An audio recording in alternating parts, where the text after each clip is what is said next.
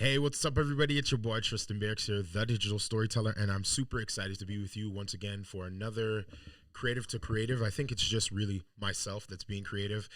Let me know if you can hear me. Let me know what's up, how you're doing. I am going to just jump onto Facebook and make sure that we can see all the people, the wonderful people on Facebook here, or like some people would say, Jamaicans would say, Facebook.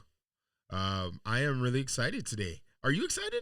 I'm excited. I don't really know why I'm excited. I know I do know why I'm excited. I'm excited about just be able to share knowledge with you, share my own experiences with you. I am Tristan Barracks. I go by the digital storyteller, and I am going to allow for about 35 to 40 minutes of just Q&A. So there were questions that came through on Instagram, as well as questions that have come through my DMs, and I'm going to be answering those questions through the next hour or so, and just answering any questions about storytelling, any questions about how to use equipment, how to be better in business as a creative. This is just a free-for-all. So for those of you that are interested in listening, watching, asking questions, I am here to answer any questions for you. The first question I want to actually ask you is, how's your week going? How's quarantine going? What is happening with your life? Are you staying productive? Are you staying creative? Those are some of the questions I really, really want to know, because again, all of us are dealing with this in different ways. And I think it's really, really important for us to be able to stay connected and stay abreast to some of the things and some of the solutions and some of the ways that people are coping, because that might help us as well. So let me know what's up. What are you thinking? What are you saying? I see that there's two people on here. I see you. Hit me up. Let me know if you have any questions. I'm just going to jump on to my live stream because I want to share this live stream right to my personal page as well, just so that everybody can see it and see it really, really well. All right. I think I shared it there. There we go. All right. So I'm going to jump into the first question of the day. It's right in my Instagram page here. So the first question that I got from, who's this? From Empower and Equip. What are the elements of a well-told shared story? What are the elements of a well-told and shared story? The first thing I'm going to ask you is to type right into the comment section and let me know what you think the elements are of a really well-told story. What do you think are those components? What are the things that you feel a story can live without? If you're trying to tell a really good story, if you're trying to tell the story of yourself or of somebody else's life, or of a protagonist or an antagonist, or about the environment or about COVID-19, what are the ingredients to telling a great story? Because I think before we even jump into what I think, I really would love to get some context to what you do and what you think about that question. I know when I think about that question in terms of what makes a good story, or what are some of the elements that make a good story, the first thing I think about is the themes, the gravity pulling magnetic themes that draw viewers in to the story, right? What are some of the universal themes that everybody thinks about when they think about stories? One of the first things they think about is, what makes a good story is you got to have a good villain. You also have to have a good underdog, or person to cheer for, a protagonist. But beyond those sort of characters, you also want to have things like, what's the problem? Why should not just the character care about the problem, but why should I, as a viewer, care about that problem? Because the reality is that if it's just a normal problem or something that I can't connect to on an emotional level, then why would I sit down and invest an hour or two, 45 minutes, 5 minutes, 10 minutes into watching this play out? Right? So when we're talking about building and telling stories, telling great stories, and elements of telling great stories, we really want to think about, impactful themes, universal themes that are accessible to the average person. So loss, death, struggle, success, self-doubt, pity, things like bullying, or things like having restrictions. All of those sort of themes are feelings. Those themes come with specific feelings. So when I think about ceilings or restrictions, I think about, man, when I was in the corporate world, there were people that I felt restricted me, that limited my capacity, that limited the things I could do and how successful I could be.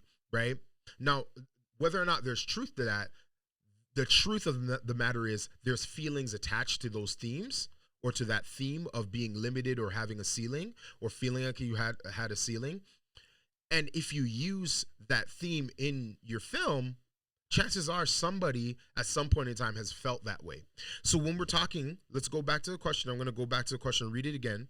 What are the elements of a well-told story or well-shared story? So one of the major elements is you got to have universal themes, common themes. That's number one. Okay? If you're writing this down, just say yes. Just say yes if you're hearing me, if you're getting something. If you're writing this down, the first ingredient is that you got to have universal themes. You got to have themes that will connect with your viewers. But number two, the other part of the equation is you also have to understand why you're telling the story, right? There has to be intentionality behind it. If the story isn't alive in you, then why should it be alive in me? If it doesn't mean anything to the person who's telling the story, then why should it mean more to the person who's receiving the story? That doesn't make sense. That's counterintuitive. So a lot of this is, how does it resonate with you? How does it land with you? Right? Is it alive in you? Are you passionate about it? Because when you are passionate about it, that brings another level of intensity, intentionality, a level of value to the viewer and to the audience that's intangible. You can't necessarily measure it, but you can feel it. Have you ever watched somebody that was singing a song, or maybe doing something creative, maybe at work, right? And you looked at them and you're just like, man, I mean, everybody's doing the same thing, but this person just has a level of intentionality and purpose and passion and drive that's different. Like, this person's functionally doing exactly the same thing. They're great, but this person is special. That's what I mean by that ingredient that has to be alive in you. If it's not alive in you when you're telling the stories, it becomes one of those sort of additional elements or things that you just do. And then as a viewer, you can feel that. And as a viewer, then you're not bought in, because the person that's providing you with a certain level of, I wouldn't even say entertainment, but a certain level of engagement, it's not alive in them, right? So these are some of the things that I would really want to challenge you on, specifically because I think that a lot of times we just think if we put together a really good story or well-crafted piece of work, people are just going to like it. That's not the way it works. Now, the third thing, so first thing was, in terms of telling a good story, or the elements of telling a good story, is you have to have universal themes, right? The second thing is that you have to have a why. It has to be alive in you. You have to be passionate about it. Number three is that you have to have engaging characters, right? Even if you're doing a documentary, right? Let's look at the Last Dance documentary. The Last Dance documentary is about the final season of the Chicago Bulls 1997-1998 season, championship season of the Chicago Bulls, with Michael Jordan, Scottie Pippen, Dennis Rodman, and help me out with the coach. The coach Pat. No, not Pat. Well, you know the coach who I'm talking about, right? So he's like a Hall of Fame coach, has 11 rings. But anyways, Phil Jackson, there we go. So it's chronicling this team and the last opportunity that they have to be a team together, right? Now, what makes it intriguing is not the fact that thank you so much, is not the fact that they are a basketball team. What's intriguing is not the fact that they win a championship. They've already won 5 championships. So by this point in time, we already established that they're if they're not the best team that has ever played in the NBA, they're within the top 2 or 3, right? So we've already established that. So that's not really a story. Them winning a championship is kind of inevitable. We already know this, right? Jordan was 6 for 6. We already know he won a championship. So that's really not the focus. The focus are on the people. The focus is on this singular entity or organism that's made up of a whole bunch of people called a team. And there are so many backstories that made up this team, that made up the emotional and intellectual and biological nature of this team. And that's what's intriguing about The Last Dance, is that we're learning about Michael Jordan. We're learning about his motivations. We're learning about his failures. We're learning about him as a leader. We're learning about him as a motivator. We're learning about how he was challenged and how he challenged others. We're learning about Dennis Rodman and how he took a vacation in the middle of the season. We're learning about Scottie Pippen and how he seemed like he was so unselfish, but there are some selfish things about him. We're learning more about Phil Jackson. We're learning about the NBA and different players that played against Jordan. That's the value, right? So when we're talking about, again, telling stories, it's not just throwing a whole bunch of people into an interesting storyline. It's also about the interesting characters. The characters, when you find stories that are character driven, it makes for so much more layers of engagement and so much more layers of entertainment, because now we're bringing in the human struggle. We're going back to the theme, right? We're going back to point number 2, which is human-centered or universal themes, right? Well, when you're adding strong characters, when you're introducing characters that are relatable, both in a negative way, I relate to that person because I hate that person, or in a positive way, I relate to that person because I like that person, they're like me. That's another element or another way to tell engaging stories. So let's say, for instance, you're telling your story. Well, who's the protagonist? Who's the antagonist? The protagonist, it may be you, right? Or you may be the antagonist, and you may be the protagonist, right? You may be the hero of the story, but also the villain of the story, in terms of how the choices that you have made in the past may have been destructive or barriers for you to now have, get through in order to be successful. So again, you can see how story-driven or story-centered stories, or character-driven and character-centered stories are really, really powerful tools. So I see that there are a lot of people on the stream. Hit me up. Let me know if you have any questions. This is just a Q&A. This is a Q&A I'm doing. We're talking about anything to do with storytelling, digital storytelling, as well as any questions you may have about gear, lighting, about workshops, about photography, about anything you want to learn. So again, drop a line in the comment section. This is live. I'm here at home, and I'm having a lot of fun. So give me a second here. Let me jump back into the question here. So the initial question was, what are the elements of a well-told story or well-shared story? So the first element we spoke about, which was having universal themes. The second element was you have to have a why, right? And be passionate about that why you're creating this story. The third element, which is really, really important, is you have to have strong characters. Now, the fourth element that I think is really important and sometimes is missed is, what is the resolution? What is the resolution? Like you're bringing me through this whole journey. You're introducing me to these characters. You're giving me all this passion because you're passionate about telling the story. But what is the resolution? Now, for some films and for some stories and for some pieces of work, that you can't necessarily just tie it up in a nice bow. But there always should be some level of conclusion, unless you're like every other film studio or Marvel's film studio, where you forever are connecting every single film together, right? So there's never really a conclusion. But even with them, they had Endgame, right? And that was the end of that saga, right? When you're telling a story, even if it's telling your personal story, or you're telling somebody else's story, or you're writing a story, or you're painting a story, or you're creating an experience for somebody, maybe you're a chef, you're a Michelin chef. Even chefs understand the power of storytelling. They're telling a story through their meals. Each course represents a part of that story. The beginning, middle, end. Each element, each ingredient is a character that they want you to engage with and experience. And by the end, dessert, they want to have a conclusion or bring a conclusion to that meal. So they're bringing you through an experience which is a story in and of itself. So even if you're looking at it from the standpoint of, well, what do I have to give? In everything that you do, you're using techniques or storytelling techniques that can either help enhance the experience that you're providing for your target audience, or it can detract from it. So always think about that. Let's look at the next question. Do you guys have any other questions here?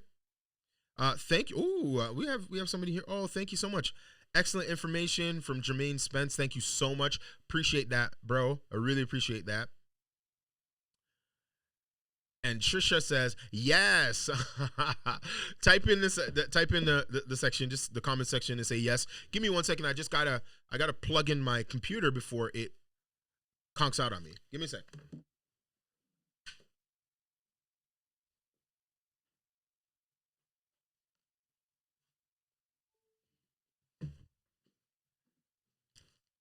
All right, I'm right back here. There we go. So, any other questions? Let me know in the comment section. I'm going to go to the next question that I got on Instagram here. Is everyone's story worth telling? Is everyone's story worth telling? Well, let me ask you. Do you think every person's story is worth telling? Is it worth telling your story? Is it worth telling your parents' story? Is it worth telling your neighbor's story? Is it worth telling the story of the town that you live in? I live in the town of Shelburne, right? Which, 5 years ago had only 4,000 residents. Now it has 8,500 residents, and it's very multicultural. Is that story relevant? Is that story valuable? That's something that you have to ask yourself. The person that was asking this again was my friend Raquel Brown, and I personally think that every single story is worth telling. Why, Tristan? Why is every single story worth telling? Well, I'm glad you asked that. The reason why every single story is worth telling is because it's your story and it's your perspective. So my whole thing is, it's not necessarily about if a story is worth telling, it's the way the story is told. So here's the thing. You can talk about, maybe, I don't know, let's just say something as frivolous. A person that loves marshmallows. Why would we want to tell a story about that? That's not interesting. That's stupid. Like, who cares? People like marshmallows because they're soft, cuddly, and they're sweet. Great. And you can put it into your hot chocolate. That in and of itself is not interesting, but the way that you present it is interesting. Maybe it's a person that loves marshmallows because he used to go camping with his grandfather, and when he went camping with his grandfather, they used to always make s'mores with graham crackers and chocolate and marshmallows. And every time he eats a marshmallow or he shares a marshmallow treat with his son or his daughter or his kids or his family members, it brings him back to that nostalgic period when he was growing up and learning things and spending time with his grandfather. Now that's a story. That's interesting. Now, on the face of it, a guy who loves marshmallows, that sounds weird. That sounds, it sounds like a fetish, right? It sounds like, why is this important? But it's not just, see, the story that you tell is important, but why you tell the story and how you tell the story is just as important. That's probably even more important, because that really speaks to the perspective by which you're actually going to present the information and present the story. So when you are thinking about, is every person's story worth telling? Yes, it definitely is. And here's the basic principle that I live by when I say this.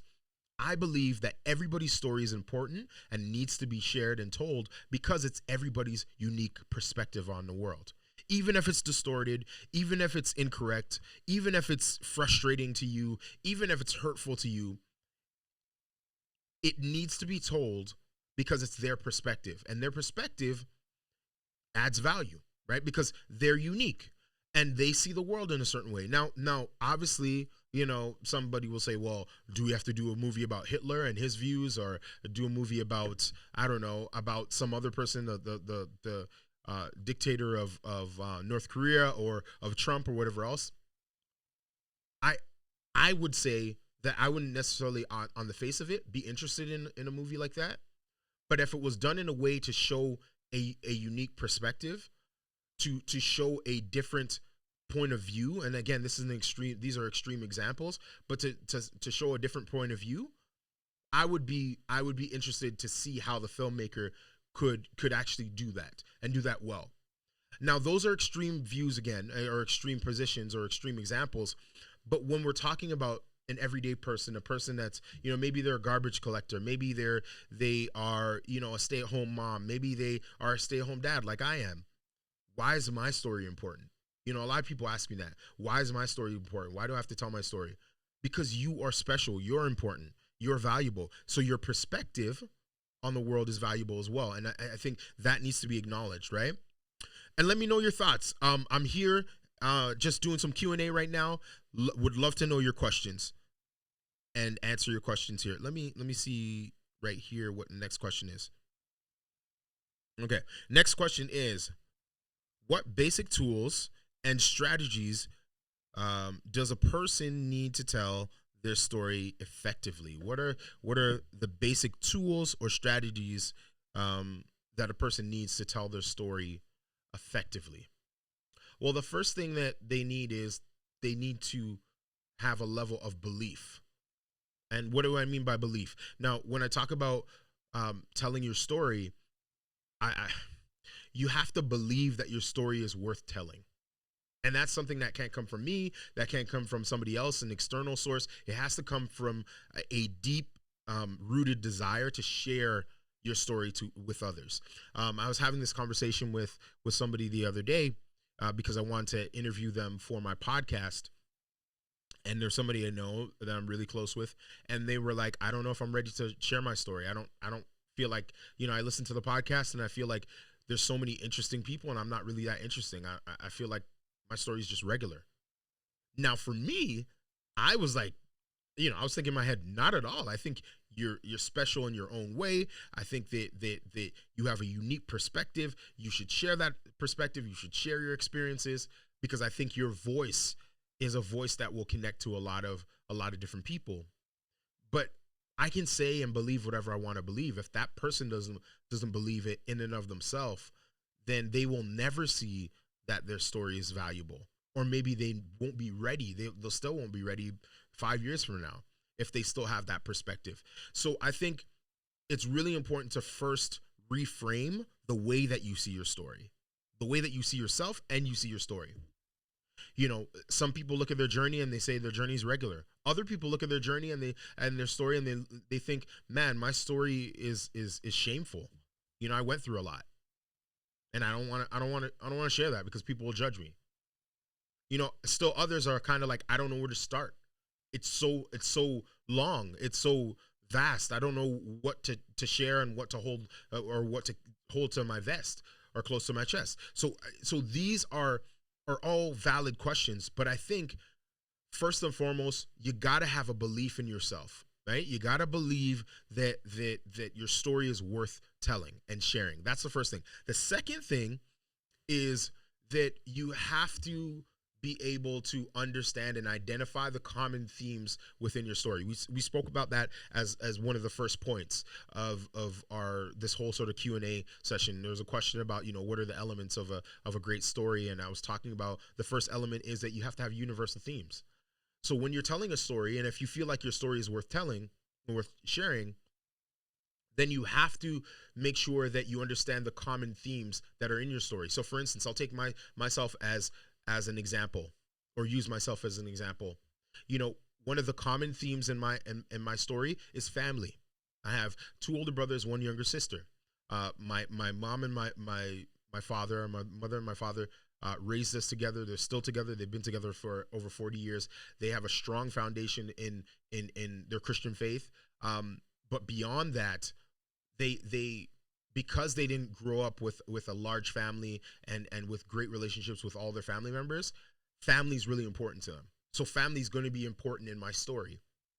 The other thing that's really going to be a big theme in my story is self-doubt.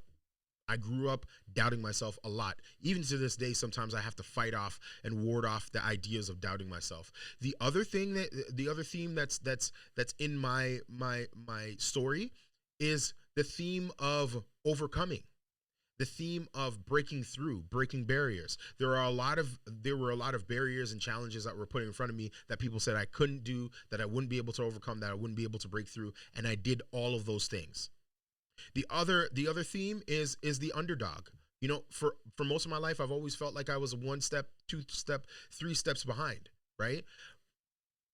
But each time I get up and I wake up and I accomplish something new, or I connect with somebody else, or I check off another thing off of my goals, I realize I'm actually a lot further than I really thought I was. So all of these themes can be incorporated into my story. So I would ask you, if you're sharing your story, and when you are sharing your story, or you're writing your story, or you're expressing your story through different mediums, it's really, really important to think about, really process, and take the time to think and chew on all of those universal themes that not necessarily will resonate with every single person that sees whatever you're going to put out or read whatever you're going to create for them, but is going to, first of all, resonate with you, and it's going to be true to your story, but then also you'll know that people will connect to it.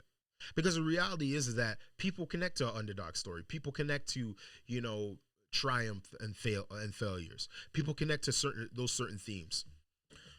So let's talk a little bit about, because in the question it also talks about the tools as well, right? What are some of the tools that you can use? So those are more of the lofty ideas in terms of being efficient and effective in telling your story. But also, I think, what would be prudent for you to think about is capturing your story on video. Now, people say, "Oh, Tristan, I'm not a cinematographer. I'm not like you. I can't tell stories like you. I'm not a digital storyteller." That's cool. But when you are telling stories, a great way, an efficient way, I think a standard way of telling a story is by telling it through video. And there are a few reasons why. Number one, when you capture things through video, you're able to use that audio for other purposes, right? So I can use the video for platforms like YouTube, Facebook, Instagram, TikTok, but then I can use the audio for Spotify, iTunes, podcasts, all that sort of stuff. But then not only that, I can also take the audio or the information that I recorded of myself and now transcribe it and turn it into text material, whether it's quotable material, whether it's transcribing it for a book, for all of these things. So when we're talking about, and when we're understanding the tools that we're going to use, we want to use tools that will allow us to capture once, but produce multiple streams of distribution, multiple ways of sharing our story, multiple ways of allowing people to consume our content, for multiple ways of allowing people to engage in dialogue with us, right? Is anybody getting anything? Let me know. Type in the comment section. Say yes. Say yeah. I got you, Tristan. I'm getting it. I appreciate it. Type in the comment section. Let me know if you if you have any questions. I would love to answer some questions for you. But I really, really want to know if you're getting anything out of this. And while I'm waiting for that, I will also let you know that tomorrow we are going to be having an amazing Creative to Creative that is all about how to start up your own podcast. For those of you that know, I am a very big fan of creating podcasts. I think podcasts are great ways to kind of wet your feet in terms of getting into telling your story, in terms of getting into communicating better, in terms of getting into connecting with other networks, and also being able to hear yourself, right? Sometimes we do a lot of talking, but we don't necessarily do a lot of listening of ourselves and the way we think and we see and we perceive the world. So podcast is a great sort of platform to use. Now, I will be interviewing my friend Shirley Joseph. She runs the Black Canadian content creators group on Facebook. It's an amazing group and an amazing movement that she's doing. She has a podcast with her partner. I cannot say it for the life of me because I'm terrible at names, but I'll put it in the comment section so you can check that out as well. And then she also produces and edits branded podcasts for other companies. So she's going to be on. She's going to be telling us all about her podcast journey and how people can start their own podcast. So that's really exciting. That's going to be happening at 11 a.m. tomorrow, 11 a.m. tomorrow morning. And then I also have a session about how to be an effective digital storyteller, and that's going to be with Launchpad Toronto. So if you go on Launchpad Toronto's website, you'll be able to check out and register free for that website, which is happening on Friday at 9 a.m. I believe Friday at 9 a.m. Anyways, hey Shirley, how you doing? Yeah, so let me jump back into what we were talking about. So video is one tool. The other tool that we can use in terms of effectively telling our story is also using audio. Now, I was just mentioning to you that doing a podcast and using audio is really, really beneficial. It's something that works really, really well, especially if you're not used to kind of putting yourself on camera. But I would say, and I would encourage you to really think about when you are telling your story, and if you choose to tell your story or somebody else's story, if you're using audio, how are you going to make it engaging? How are you going to make it something that people want to listen all the way through with? Because remember, when you're filming something, it's easy because you have audio, but then you also have visual. So there's two levels of engagement that are happening at the same time. With audio, it's only audio. So if there's a space like that, then that can be huge in terms of, keeping people engaged and connected with your podcast and with your story. So that being said, I do want to just let you know. Oh, perfect. Yes. Let me just throw that up on there, Shirley. I just want to throw up the information about the Black Canadian content creators that Shirley was just mentioning now, as well as the Chinola podcast. So I'm leaving that up there for a little bit. But yes, I'm going to throw this question back to you. Do you have any questions about storytelling? Do you have any questions about gear or about how to be a better content creator? What are some of your questions about budgeting, about charging, charging appropriate funds for your services? Do you have any questions at all? Let me know. I see you watching here. I would love to know if you have any questions. I am here for you, and we'll be here for the next couple of minutes doing some more Q&As. I'm actually going to jump on Instagram as well and get people. Let people know that I am here on the Instas. All right, let me just jump up here and do this here. Go live here. We're going live on Instagram as well. We're going live right here. Hey, what's up, everybody? It's your boy Tristan here, the digital storyteller, and I'm super excited to be with you guys again. I hope you guys know that I am doing a live right now on Facebook right now. Actually, if you look, I have people right now. We got a couple people, about 4 or 5 people watching right now. And I would love for you to join me on this live. We're doing a Q&A actually about everything to do with digital storytelling. Just go to facebook.com/Tristan Barrocks and you'll see the live stream, and I'm answering any questions that you have about digital storytelling. All right, talk to you guys later. Peace. All right, guys. So you have any questions at all? Do we have any questions from the beautiful people about digital storytelling? All right, let me know.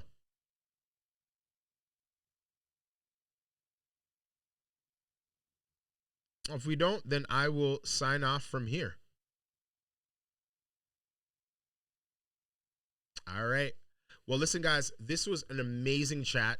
I really am thankful for all the questions that you came with. I think that the questions were really, really good, really, really in depth, and I think that it's important to continue the conversation. So, if you do have more questions for me, you can always DM me and let me know if you want to even come on and join one of my conversations on a live stream. I just seen another question come in. Let's pull it up. So Shirley says, "Do you script all of your content?" Ooh, that's good. That's good. I like that. Scripting all of my content. No, I don't script all my content. What I do is I put together point form, in point form, all of the major elements that I want to add into any particular video or any particular piece of content. Now, again, would I advise people to use a script? Yes, I would advise people to use a script if that's the way that you kind of stay engaged and stay comfortable on camera, because some people aren't as good as myself or others in terms of just talking and feeling comfortable on camera. So if you feel like you need that added level of security by having a teleprompter or scripting out what you're going to say, that's totally fine. For me, I find scripting out things and just trying to read things verbatim doesn't really work really well for me. I really am a very fluid thinker, fluid speaker, and I think that it's really, really important to be able to kind of communicate those things as they come to my mind. Any other questions? Let's see here. Let me see if there's any questions on Facebook here. Let's see if there's any questions.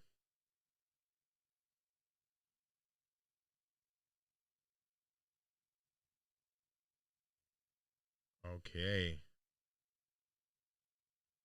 All right. So we had some comments, more comments that had to do with just Jordan being a jerk, which is ironic, but I don't want to digress. So I'm on here. My name is Tristan Barrocks. I am the digital storyteller. I am here for the next 5-10 minutes. I'm answering any of your questions that you have. We are doing a Q&A, a live Q&A about storytelling, about storytelling tools, about how to start your own business, how to stay creative, how to stay motivated, how to stay challenged.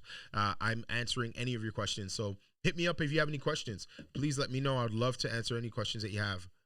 Oh, hello, Raquel. I was answering some of your questions a few minutes ago, but if you have more questions about storytelling, feel free to ask me. But your questions so far were phenomenal. Were great. One of the questions I get a lot is, Tristan, I wanna shoot more video. I want to do more live streams, but I don't know where to start. Well, or I don't have enough equipment, or what's the right piece of gear to make me look the best? The right piece of equipment is the equipment that you already own. I always stress this, and I think that it's really important to have this conversation. You don't need to go out and spend thousands of dollars on equipment. Now, do I spend thousands of dollars of equipment? Yes, guilty as charged. I understand. I do. But do I need to? Or do you need to do that in order to tell your story, in order to produce great, engaging content? No, you don't. Matter of fact, I would challenge you, I would challenge myself, I would challenge anybody that is in the realm of content creation, is in the realm of doing anything creative.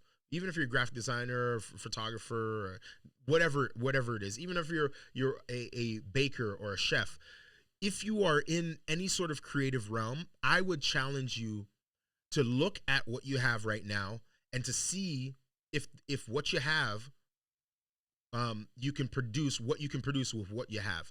A lot of times we think that the next story can only be told with the next tool that we get, and that's just a lie. That's just a fallacy. The best tool that you can get or you can use is the tool that you already have, whether it's your brain, your mouth, your mic, your camera, your laptop, your phone, whatever it is, use that tool and run with it. Let's see what other questions you have. What is the one mistake that, oh, I like this question. This is from Raquel Brown. What is the one mistake that people make when going public with their brand? Okay, that's good. The one mistake that people make when they're going public with their brand, I think the one mistake that they make is that they haven't flushed out or really have gotten a good grasp on who they are and what their voice is. So this may manifest itself as an actual brand, right? Like actually understanding their brand and the brand of their business and their messaging that way. But then also if you're like myself, where I am my brand because, you know, by extension I run several businesses, but by extension because I run those businesses, I have to adhere and represent my brand myself because nobody else is going to represent it for me. I have to have a really good sense and a really good grasp on my voice. What do I mean by that? What is my voice? What am I good at? What am I passionate about? What is my why? What is my how in terms of my method? You know, what am I not good at? What am I not interested in? What is my personality like, and what personalities do I draw to me? And how does that connect to how I present myself and my brand when I go public? And that also affects what platforms I use in terms of being able to communicate my messaging. All of that comes back down to understanding my voice, understanding that the unique DNA and the unique perspective of what I bring to the table. A lot of people make the mistake of saying, well, that person went live and that person went live and that person went live and that person did a YouTube video and that person is on TikTok and that person is on Twitter. So now I have to do all those things. The reality is you don't have to do any of those things. The first thing you should do is have a rock solid understanding of who you are, what you're not, what you are, what you're not passionate about, and what you are passionate about, and then start running with that. Because that will then, once you understand that really is a trickling down effect. I sound like an economics major or something, but there is a trickle down effect that will now affect all of the other choices that you make. If I know that I'm not, if I know that my passion is not about, you know, is not in reading or writing materials, then maybe I'm not going to spend as much time trying to tell my story through a book, right? Maybe I'm going to tell my story through a film. Maybe I'm going to tell my story through, you know, multiple variations or posts on Instagram. If I know that I'm a little deficient in terms of my ability to be a public speaker, then maybe I'm not going to try and book, you know, 10 public speaking bookings, and instead take that and channel that energy into writing microblogs or writing, you know, the first chapter of my book. Now, I'm not saying that you cut off anything that you're not good at, but I do think that if you're starting out and you're just going public, you should go public with the things that you know you can run with, and that you'll gain a level of satisfaction and a level of synergy with and momentum with. Because if you start out with things that just everybody else is doing, but you don't have a passion for it, then it becomes a burden and it becomes something that's discouraging and a barrier for you to be successful. I hope that answered that question. Oh, let's see this next question here.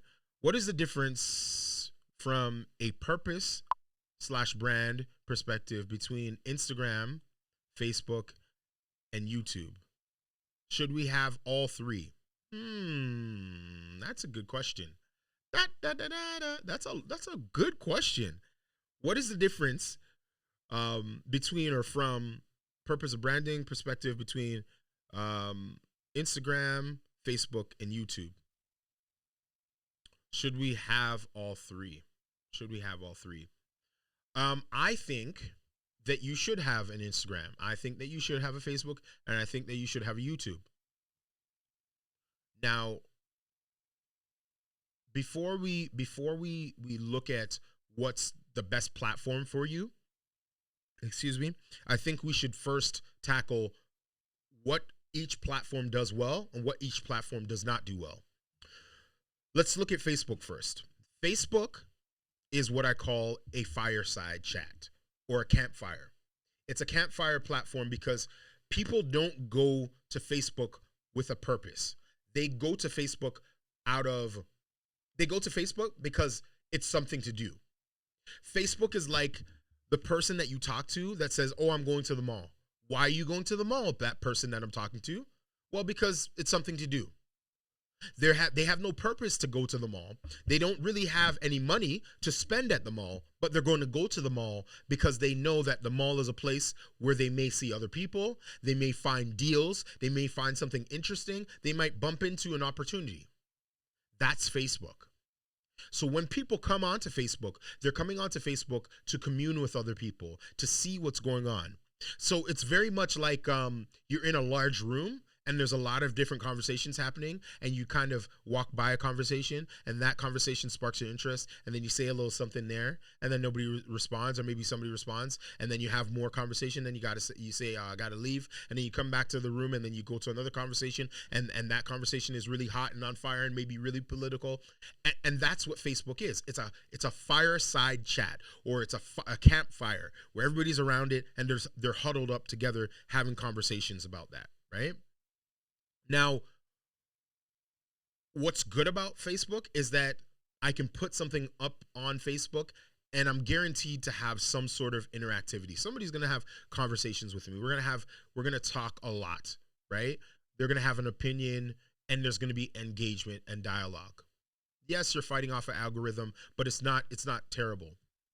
What Facebook is not the greatest for is it's a platform where at times your content can get lost. And the reason why it can get lost is because there's just so many people just kind of like sticking up content on there, right? But not only that, it can also get misunderstood. And it can be, and as much as it's great for being able to get your content reshared, sometimes it might be reshared for wrong purposes. So those are some of the reasons why Facebook is great, but also some of the reasons why Facebook can be a negative experience, right? You can get trolls, and you can get trolls on a lot of different spaces as well. Am I getting anywhere with anybody? Are you guys getting something? Let me know. I'm going to continue on. Now, when we're looking at Instagram to me is great because I have a thought, I have an idea. There are a lot of people on all at the same time. It's like a packed party. Okay, think of Instagram as the packed party where so many things are happening. It's like the C&E. So many things are happening. People are enjoying themselves. They're eating a lot of candy. They're eating a lot of funnel cake. They're there with their family members. They're having fun. They're laughing. They're getting a lot of entertainment. And then it's over like that, right? It's like the C&E is open for 2 weeks and then it's closed in 2 weeks. It seems like just yesterday the C&E opened up. And for those of you that are watching, don't know what the C&E is. The C&E is basically like a circus, or like oh man, I forgot what it's called. It's a fair. It's basically Canada's longest running fair, right? So you have a lot of fairs in the States and in other places of the world. This is our longest running fair. But the C&E opens up, and the moment it opens up, it seems like the next day it closes down because it's instant. It happens instantaneously. It happens for a couple days and then it closes instantly. That's what Instagram is. Your content, you put it up and it's there for a minute and everybody gets excited and then it's gone already. And you're like, where's my content? Or have you ever been at the C&E and you're there and you see something popping and you want to try something new and then it's sold out, or you get lost because you get distracted by something else? Well, that's exactly what happens on Instagram. You want to support somebody here, you're following somebody here, but then all of a sudden you're seeing some other shiny apple over there, and then you get distracted over there and you never get back to this content. That's exactly what Instagram is. 1 minute the content is here, 1 minute, the next minute it's not there. So that's the great thing about Instagram, which is everybody's on it, everybody's engaged. You can do live streams, you can do all this stuff, you can ask questions, but within 24 hours, it's gone. That content's gone. Now let's look at YouTube. YouTube is a place, it's a it's a government website or a government building, okay? Follow me on that. on this, right? I go to YouTube, or we go to YouTube, to find out answers to a problem or to a question that we have. I want to learn how to bake the best cookies in the world. I want to learn how to drive. I want to learn how to be a better public speaker. I want to learn how to start a podcast. I go to YouTube. I go to my to the government website, the government of Canada website, or to learn about all of the measures that they're putting in place for COVID. How do I get my $2,000 check? How do I do my tax refund? How do I get my benefits? How do I apply to this opportunity, to this grant, to this charity? All that sort of stuff, right? I do the same thing in a government office building. I go to that government office building, and I go there because I have a specific, singular intention. I need answers to specific questions. I have an appointment. I got to do X, Y, and Z, right? I don't go because I like hanging out in that government building. I don't go to the Government of Canada's website because it's not a good website. It's terrible. There's too many links. There's too much information. I hate going there, but I go there with a specific intention and purpose. Now, here's the thing. YouTube is exactly the same thing. It is exactly the same idea. When I go to YouTube, I don't go to YouTube to hang out. I go there, now hence the word YouTube. You are looking for a specific tube or channel that's going to provide you with a specific solution to your problem or answer to your question. So that's what YouTube is. It's a platform that provides answers to people. You're providing answers, and those answers stay forever. And those answers can, depending on how useful those answers are, can become more valuable throughout the course and the period of time. There are videos that I made 2 years ago that are still getting more views than the videos I'm making today, because they're useful content for a lot of people, for a large amount of people. So those are the different platforms. Those are purposes for those platforms. Now, the second part to your question, to answer your question, I see people here. Now, if you do have questions, please leave them in the comment section. I am going to answer those questions for you. But second part of those questions is, should you have all three? Yes, you should have all three. Now, the question that you should ask in answering whether or not you should have all three of those platforms, Instagram, YouTube, Facebook, is that, should I be posting on a regular basis and engaging with everybody on all three of those platforms? I say no. Well, why do you say that? Why do you say no, Tristan? I say no, you shouldn't, because the reality is that being a social media content creator is a full-time job. I'm just letting you guys know. And each platform requires a specific skill set and a specific level of intentionality that you don't have the time for. Here's the thing. Here's the commitment that I made to myself a long time ago, far before I was doing a lot of content creation. I said I never want to be the person that's better at just marketing what I say I'm good at than actually being good at what I'm marketing I'm good at. You get what I'm saying? I don't want to be better at social media and saying that I'm great at social media than I am at being a content creator, being a digital storyteller. If I'm better at marketing on social media about how good I am as a digital storyteller than actually being a good digital storyteller, I failed in life. That's a me decision. Now for you, it might be different, but for me, I need to keep that authentic purpose in line and in check. And the way I do that is I make calculated decisions about what platforms I'm going to invest in and what platforms I just simply don't have time for, or maybe I won't give as much time to because I want to focus in on what I'm passionate about. And you have to answer those questions as well, right? So for me, I look at Instagram as a platform that I stay engaged and stay relevant with. So that's the platform that I use to continue my not necessarily dialogues, but just to continue to be in the psyche of potential clients, specifically Millennial and Generation Z, specifically that sort of demo. And to still show people, hey, listen, I'm doing a lot of great things. Oops. There we go. Yeah, I'm doing a lot of great things. So, sorry, I was just out of focus there. But the other thing is, I also use Instagram as a way to gauge what kind of content people would like to see from me. So at first, I used to just show all my videos, and that got some engagement, likes and stuff like that. But then that kind of tapered off, and then I used to show photos, and I used to show photos of my family, and then show the photos of BTS. And what I realized was people, at least on my feed, they want motivation, they want inspiration, and they want creativity. Oh, and they want jokes. Those four things: inspiration, um, they want motivation, inspiration, they want creativity, and they want jokes. Those are the four things that they want on my channel, my Instagram channel. So that's what I provide. On my YouTube channel, what I provide is I provide answers to questions. I provide relevant answers to relevant questions.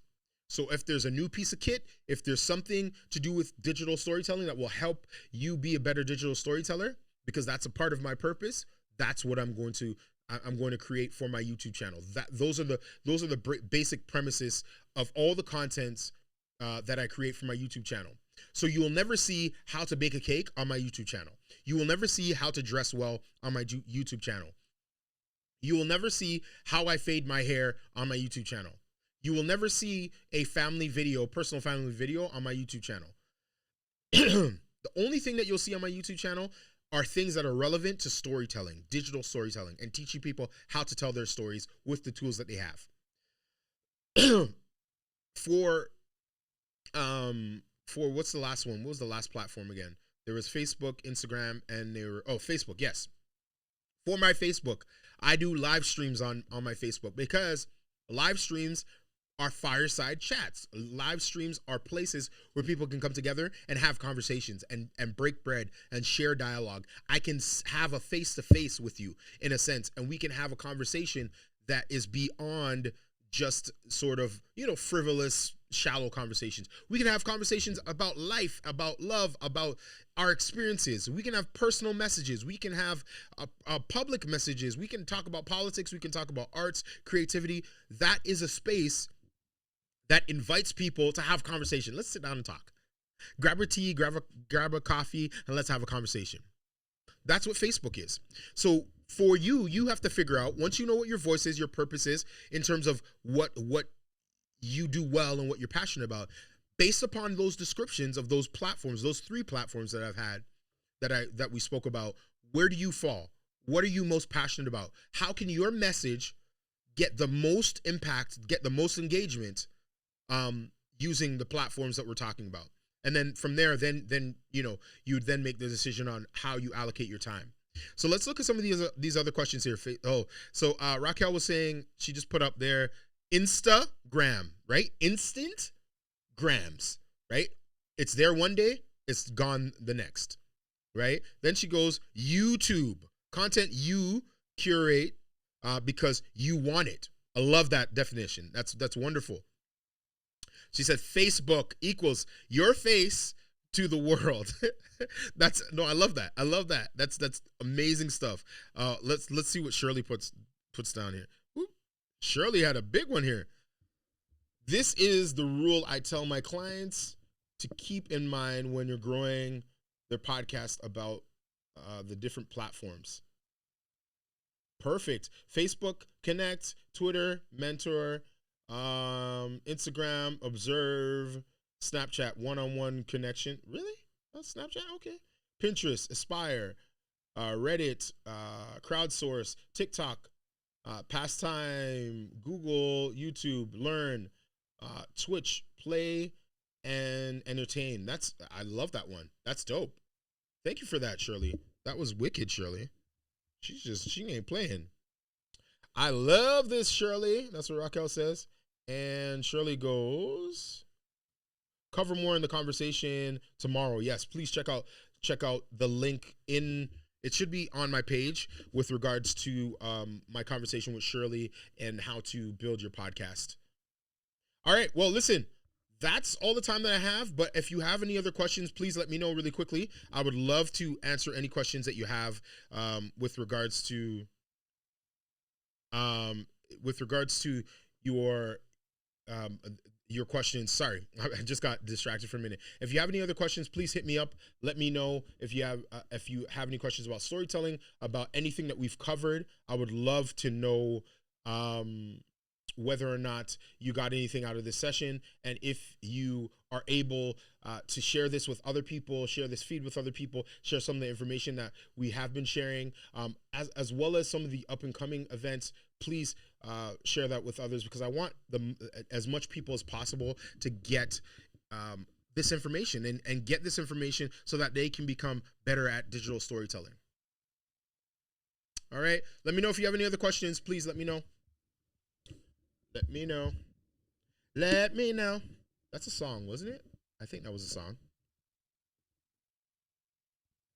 Let me know. All right. Well, listen. Again, thank you so much for watching. I appreciate you guys so much. You guys are amazing. We will talk soon. And if you do have any additional questions, just hit me up in my DMs and I will get back to you promptly.